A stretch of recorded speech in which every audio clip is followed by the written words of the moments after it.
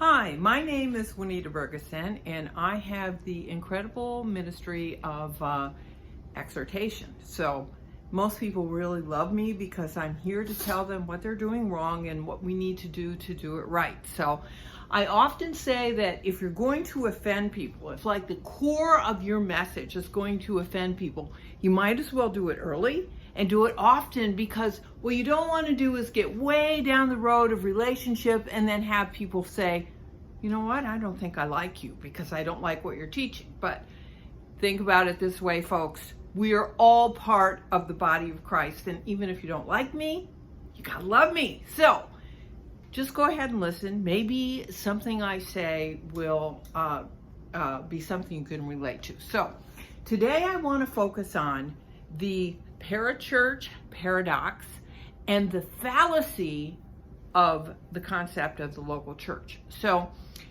not too long ago, I was sitting down with a pastor who I had attended his church for a little bit, and he was telling me that he didn't really believe in parachurch ministry. Now, since my husband and I had been called to parachurch ministry, this has been our whole life, to be part of marketplace ministry, I was not feeling the warm and fuzzies at that point, if you know what I mean, because what he was really saying is he didn't really understand, and he did. He said, I don't really understand much about Christian businesses. He didn't really understand what parachurch ministry is all about. So let's just unpack it for a little bit.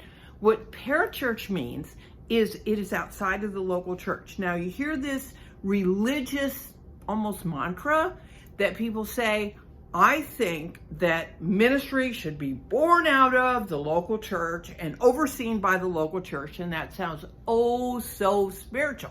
The only thing is, it's not very functional. Like if a local church pastor, say a pastor where Johnny and I were attending, came to Johnny and I and said to us, hey, we really disagree with how you're running your business. We do not think the person you have put in charge of your sales division is really qualified, and we really think you need to take them out and you need to put this person in.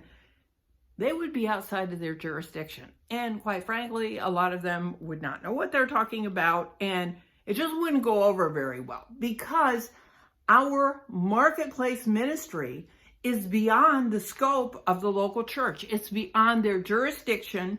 The jurisdiction means the area where you have responsibility and authority. So I like to look at things in black and white, and there are lots of shades of gray in how people look at this. So let's just keep it black and white because it makes it really simple to look at and to think about it.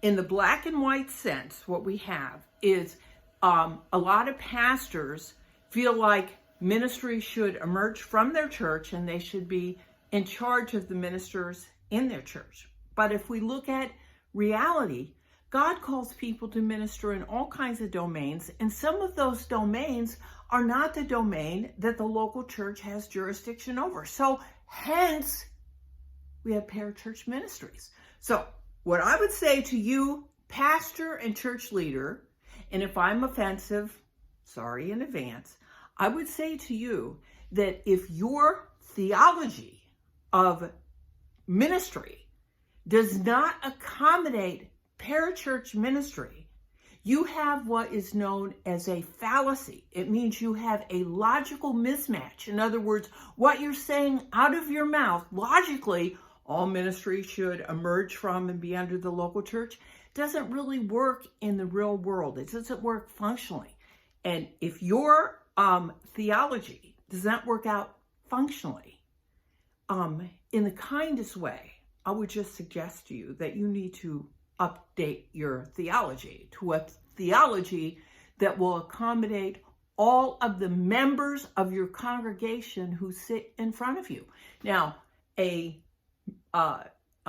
church leader of a congregation who wanted to serve my husband and I, how about they link us up with somebody who has been in business for a long time and has a lot of wisdom and can give us advice and that kind of thing. Now that would be service.